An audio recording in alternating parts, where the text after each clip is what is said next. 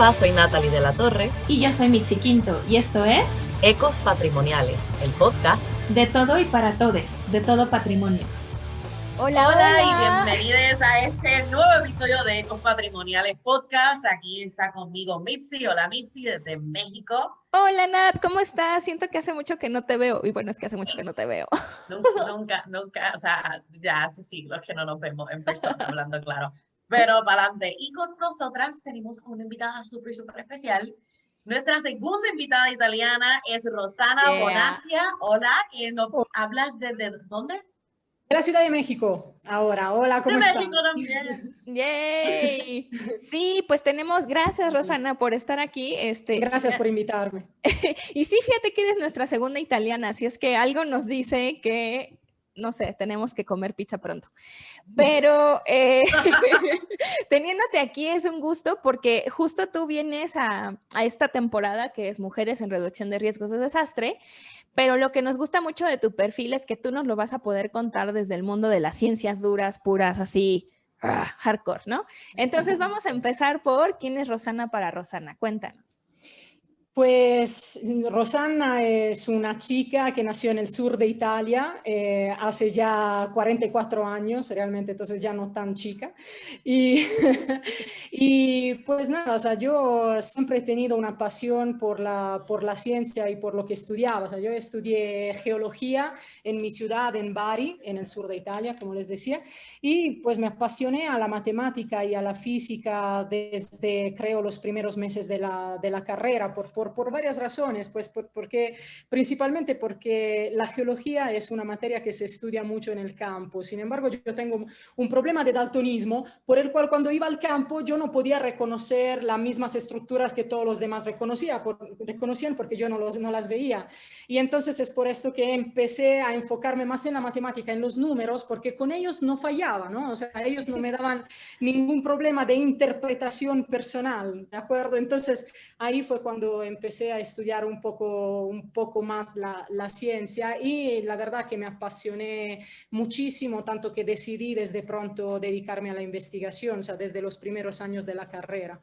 Y luego, pues nada, o sea, soy una persona que tiene muchos intereses, además del estudio y de la ciencia. Toco guitarra, me encanta cocinar, hablábamos de pizza. Yo desde que estamos encerrados en casa, la verdad que he cocinado de todo. O sea, no sé cómo he llegado a pesar 80 kilos, pero sí.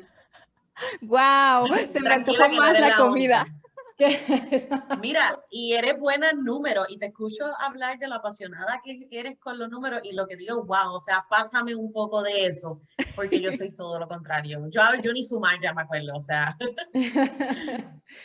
Pues continúe, cuéntame.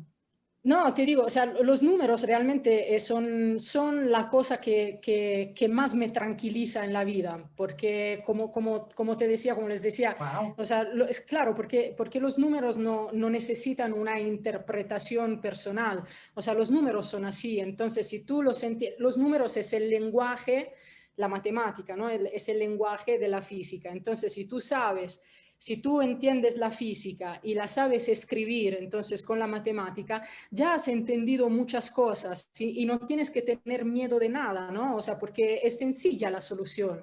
No, es verdad, es así. O sea, yo siempre se lo digo a todos mis estudiantes, no deben de preocuparse por las ecuaciones diferenciales, porque en realidad no son tan complicadas como parecen. Son muy sencillas y nos ayudan muchísimo a explicar todo lo que nos rodea, o sea, todo el ambiente, todo el espacio, todo el entorno que nosotros tenemos. Entonces, por eso que me tranquilizan muchísimo, ¿no? A diferencia de creencias o de cosas muy abstractas que no llegamos a entender completamente.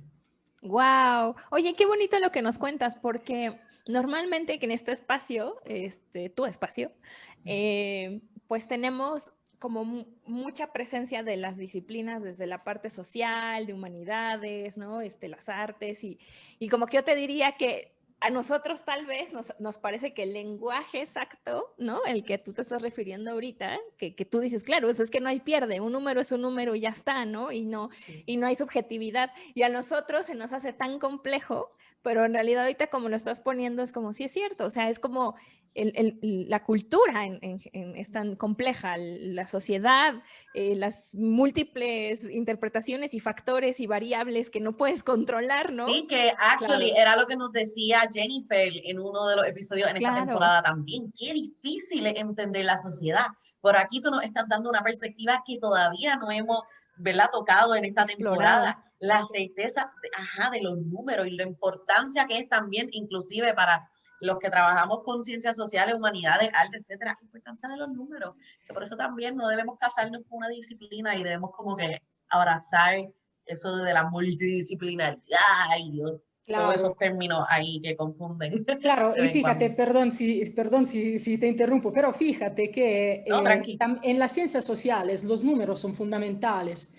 Porque tú cuando aplicas una estadística, un estudio estadístico a una ciencia social, ¿no? A cualquier tipo, a cualquier rama de la ciencia social, tú estás teniendo una información mucho más concreta de la que tendrías si solo te basaras en ideas o suposiciones. Claro, toda investigación científica, también en las ciencias sociales, porque ahí, o sea, tú aplicas siempre el método científico, ¿no? Todo empieza por una idea. Y luego te haces una hipótesis y luego esta hipótesis la tienes que demostrar. Y también en materias donde no entran tanto los números en teoría, ¿no? Según nuestro imaginario colectivo, en realidad si tú esta hipótesis la puedes demostrar con la aplicación de alguna teoría estadística, ya tendrás un resultado realmente fuerte y concreto que podrás aplicar a nivel universal, no solo a tu caso específico. Me explico, o sea, cuál es la fuerza, ¿no? El poder de los números. ¡Wow! ¡Qué hermoso! Y entonces esta pasión por los números te llevó a continuar estudiando, ¿no? Cuéntanos, ¿qué hiciste luego de ese bachillerato en geología? Sí, fíjate que mientras estudiaba geología, como te decía, yo tenía todos estos problemas porque muchas de las materias de la geología yo las veía un poco abstractas, tal vez, ¿no? En algunas ocasiones. Por ejemplo, cuando nos empezaban a explicar cómo se forma un río, ¿no? O cómo fluye una oleada de lava, luego de repente nos decían, o sea, nos explicaban el proceso con una comparación, ¿no? O sea, nos decían, esto se puede comparar a este otro fenómeno. Y a mí estas cosas no me servían porque yo necesitaba entender realmente cuál era el proceso, ¿no? Que estaba a la base de lo que estábamos estudiando. Y entonces empecé a estudiar vulcanología física y empecé a meterme en los volcanes. Me fascinaban sobre todo por el tema social realmente involucrado con los volcanes, ¿no? O sea, con la prevención del daño causado por una erupción, etc. Pero cuando empecé a conectar la parte de física, ¿no? de mecánica de fluidos con los procesos volcánicos, se me abrió un mundo. O sea, yo empecé a entender realmente que estas cosas se pueden estudiar desde su raíz y con los elementos que nosotros tenemos podemos también hacer planes para poder prevenir los daños causados por las erupciones, ¿no? Por ejemplo. Wow. Y entonces sí, así fue como me dediqué a la vulcanología física y empecé a profundizar más mis conocimientos en mecánica de fluidos. Y de ahí terminé la carrera, bueno, en realidad cuando yo estudié hace muchísimos años, en Italia había una única carrera, ¿no? Después de esta carrera ya no había diferencia entre maestría y licenciatura, etcétera, ¿no? Y después de esto ya pasabas al doctorado si querías. Entonces hice un doctorado en ciencias de la Tierra y después de este doctorado me fui a especializar en mecánica de fluidos en Roma, en una universidad, en la Facultad de Ingeniería Mecánica en una universidad de Roma. Y después de esto ya empecé con mis postdoctorados. El primero en Italia. Casi nada. Sí, ya sé, así, casual. No, síguele, porque... Tú sabes, volcanes, física, matemática. No, pero Normal. ¿saben la cosa también chistosa? Claro, era lo que yo quería hacer. Yo hubiera podido trabajar de geólogo, pero no había trabajo. O sea, yo no podía conseguir trabajo en Italia a pesar de que, pues sí, claro, o sea, yo podía trabajar con mi papá, que es ingeniero, con mi hermano, que es ingeniero también, pero, o sea, no era tan fácil, ¿no? Meterse en este mundo. Por lo cual le Oye, dije, bueno, sí, dime, dime. perdón, es que ahorita que mencionas eso, me gustaría, digo, a lo mejor vamos a seguir hablando de esto en la conversación, pero me llama mucho la atención, o sea, con estas figuras en tu casa, pues de tu papá ingeniero y tu hermano ingeniero, ¿cómo fue para ti abrirte camino? O sea, era como, sí, es obvio que ella va a estudiar ciencias, y sí, que estudie volcanes, o no, no sé, ¿cómo fue esa parte?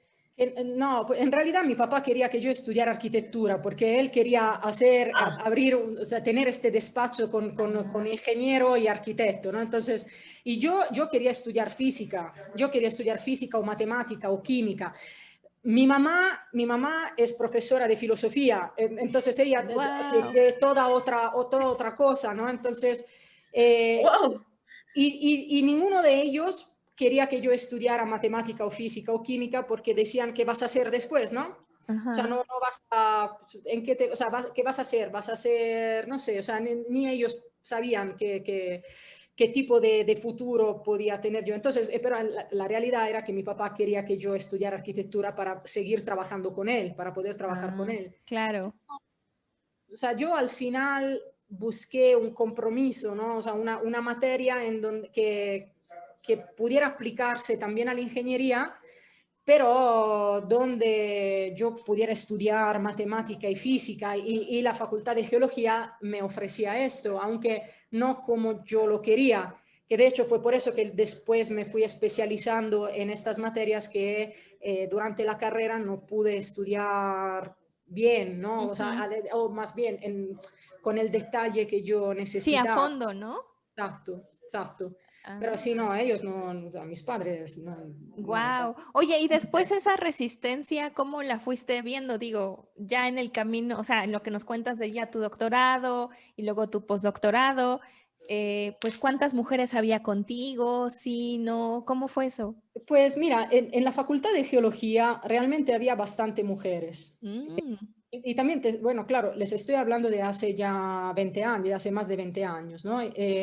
En la Universidad del sur de Italia, pero sí, en geología sí había mujeres, donde no había era en ingeniería, por ejemplo. De ujú. hecho, las facultades estaban una enfrente de otra en los edificios, entonces todos los chicos de ingeniería iban a geología para tomar el café, porque naturalmente así nos podíamos conocer, porque ahí había un poquito más de mujeres. Luego, cuando empecé el doctorado, en realidad no éramos muchos. En general los doctorantes en este entonces, porque no era tan fácil, Ujú. digamos, entrar al doctorado ahí, pero donde estaba yo había muchas mujeres. De hecho, en la oficina donde yo trabajaba éramos puras mujeres y la mayoría de ellas eran físicas, lo cual a mí me encantaba, porque claro, tampoco a física llegaban muchas, porque realmente la mentalidad siempre ha sido la misma, y no solo en México, donde vivo ahora, donde veo que sigue esta mentalidad, pero también en Italia.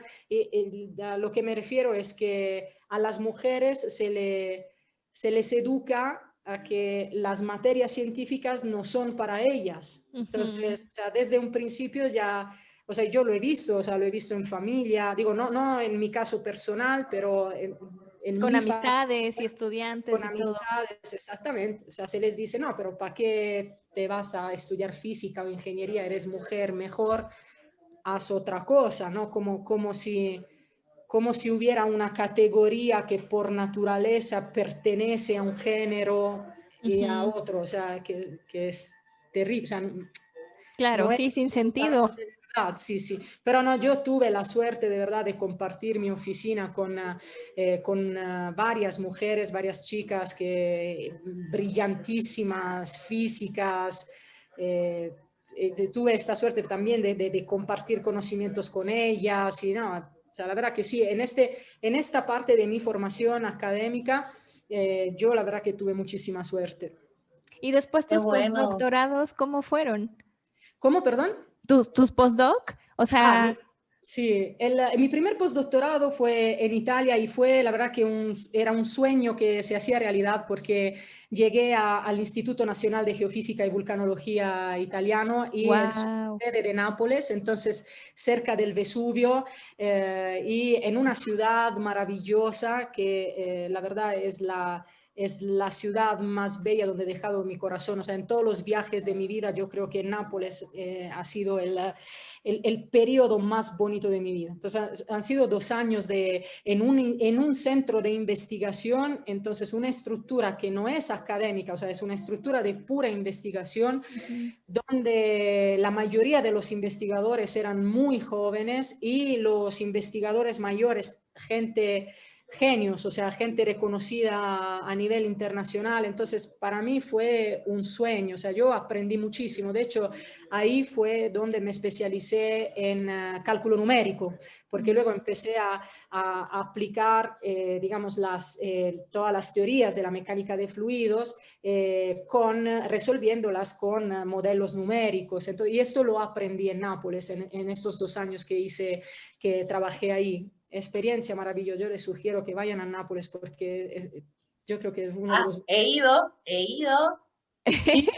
Sí, de hecho Si supieras que quería ir a Vesubio y cuando fui estaba cerrado porque hubieron una lluvia o algo y como que lo cerraron por cuestiones de seguridad y yo, en serio, después de que llegué. Pero vengo desde lejos, déjenme pasar. Vengo desde bien lejos. Pero, ¿sabes qué? No, te la doy. Es hermoso y me encantó. Un lo pude ir a Pompeya y a Herculaneum. No, sí, qué maravilla. lo disfrutamos mucho. Sí, fíjate que ahorita que lo mencionas en un episodio, nosotras quisimos hablar de los desastres, como también cambiar un poco el discurso, no solamente la parte crítica, pues sí,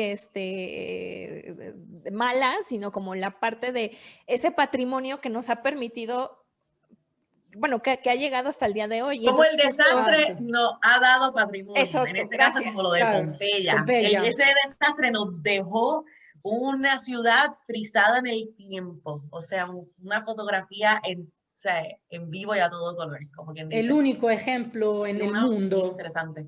El único ejemplo en el mundo de algo así. O sea, este es Pompeya es un lugar increíble que nos ha dado muchísima información de carácter vulcanológico, de carácter histórico, antropológico. ¿No? Es una cosa impresionante. O sea, fascinante. Sí, oye, sí. Y perdón, aprovechando...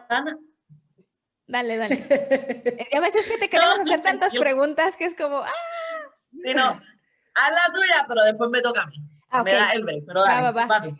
No, es que ahorita que estabas hablando de eso, o sea, nosotros tenemos muy identificada Pompeya como, sí, el patrimonio cultural, ¿no? Pero está este patrimonio que es cultural, pero que es geológico, o sea, este patrimonio en conocimiento, este patrimonio natural. Entonces, digo, aprovechando que tú nos puedes explicar un poco más eso, pues cuéntanos cómo ves tú Pompeya desde ese punto de vista, por favor.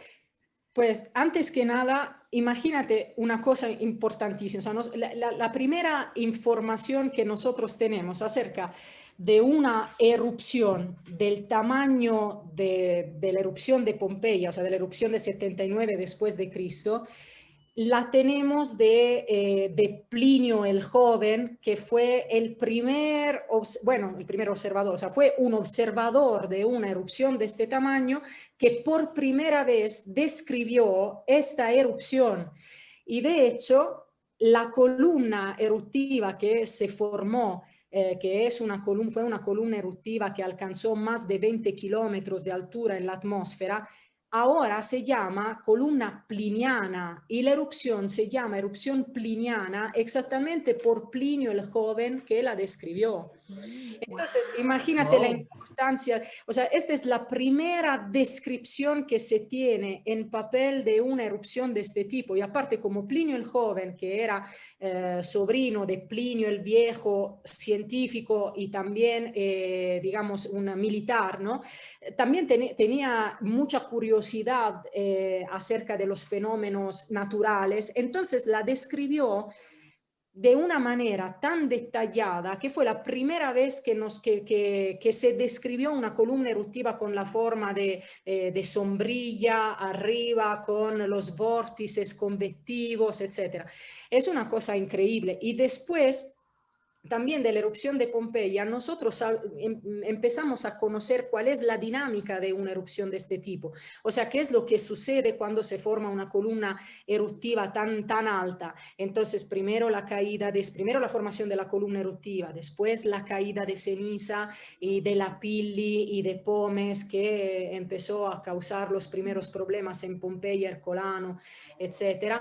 Y después el colapso de esta columna eruptiva que forma los flujos piroclásticos, que son flujos de ceniza y gas ardientes, que fueron los que mataron a las personas que se fueron a proteger dentro de unas grutas que hay en la costa.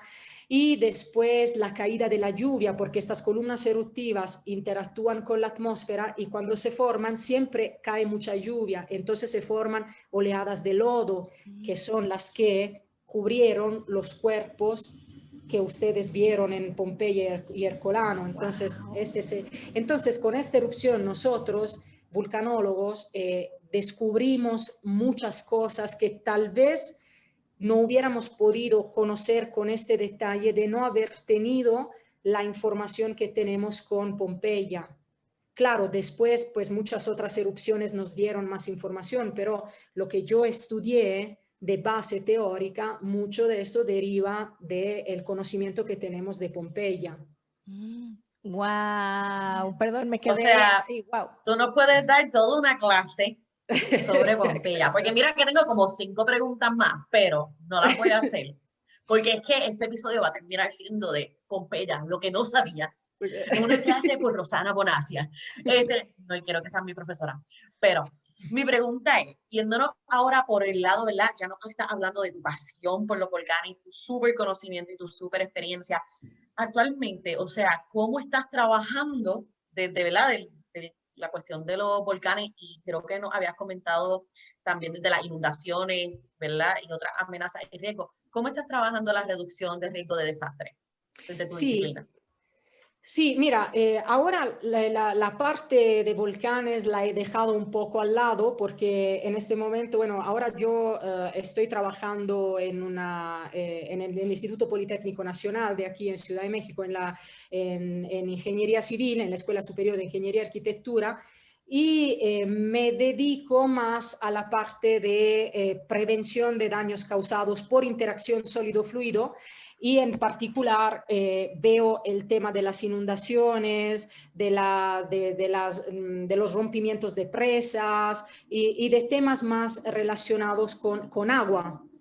Okay. Sí, y entonces, pues lo que sigo haciendo es aplicar modelos numéricos para poder resolver las ecuaciones que rigen el movimiento de estos fluidos, entonces calcular cuáles son los umbrales críticos de inundación y determinar para todo esto para poder hacer mapas de riesgo de inundación o para poder determinar umbrales de lluvia, por ejemplo, críticos que determinan inundaciones en determinadas zonas. Oh. Ok, mapas de riesgo de inundación. Ok. Sí. Yo, o sea, tampoco, no tengo mucha experiencia con inundaciones, aunque he vivido Qué siempre toda la bueno. vida en áreas que se inundan, créeme. Ah, Oye, ¿y cómo, o sea, cómo tú aplicas esos mapas de inundación? O sea, en la hora de aplicarlo, ¿verdad? A la vida real. ¿Cómo se hace? mira, esto se pueden aplicar de muchas formas. La cosa principal es que los organismos que, digamos, por ejemplo, las alcaldías, los estados o los organismos de protección civil conozcan estos mapas de inundación.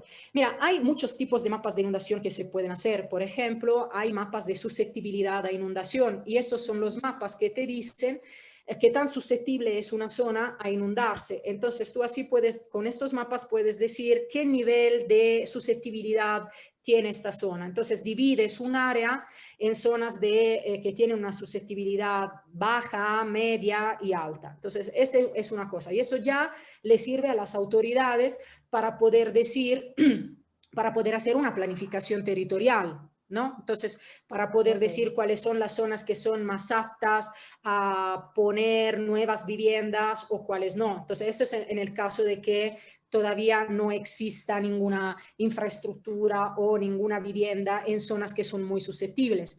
Luego, cuando ya hay zonas donde hay construcción, por ejemplo, aquí en México hay muchas zonas que se inundan continuamente, hasta dentro de la Ciudad de México en temporada de lluvia, como en este periodo, por ejemplo.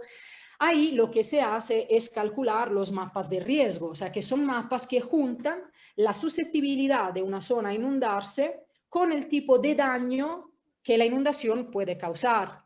Entonces ahí tú empiezas a calcular qué tipo de daño puede causar la inundación y esto da más informaciones para poder hacer estructuras hidráulicas que ayuden a contener el flujo, para poder planear nuevos sistemas de alcantarillados dentro de la ciudad, ¿no? Que ayuden al deflujo, ¿no?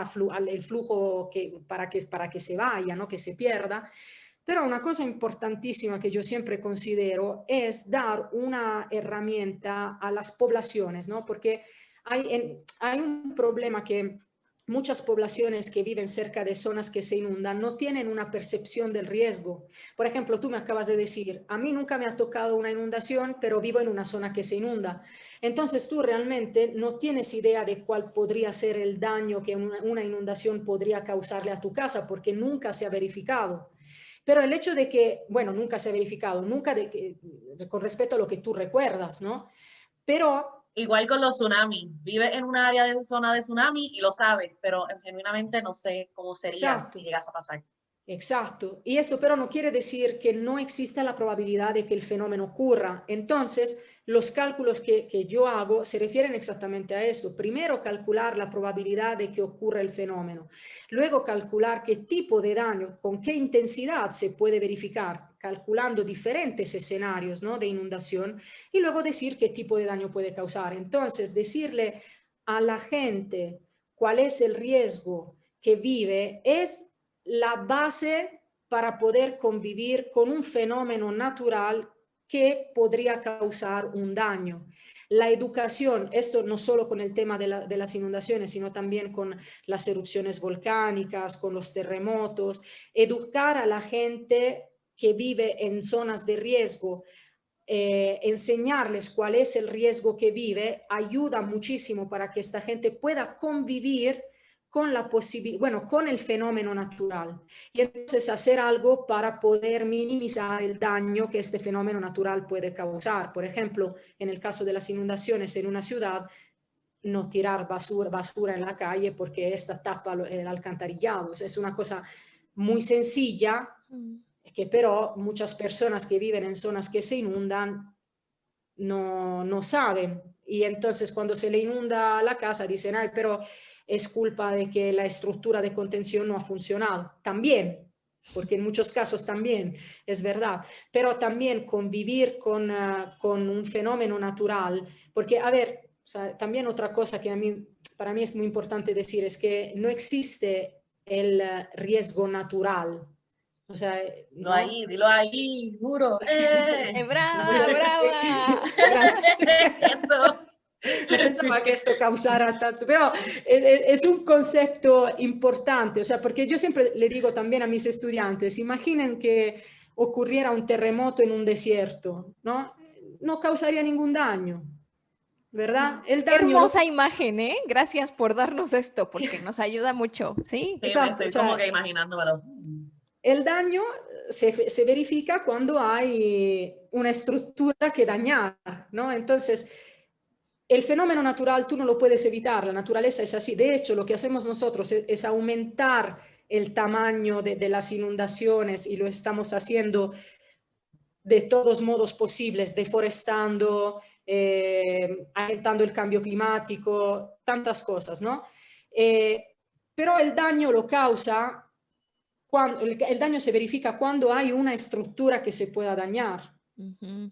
Entonces, lo que podemos hacer nosotros que vivimos en una zona de riesgo es tratar de respetar principalmente el ambiente en el que vivimos escuchar las direcciones que se nos dan. O sea, por ejemplo, si llega una alerta, ¿no?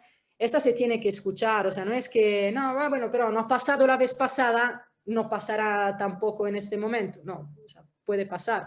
Una probabilidad del 5% es una probabilidad muy baja, pero es una probabilidad. Claro. Entonces, para esto sirven los mapas, para dar información a la población y a las autoridades. Wow, muchas gracias por esa explicación excelente. Y de verdad que esta primera parte del episodio ha quedado brutal. Pero vamos a dejarlo hasta allí.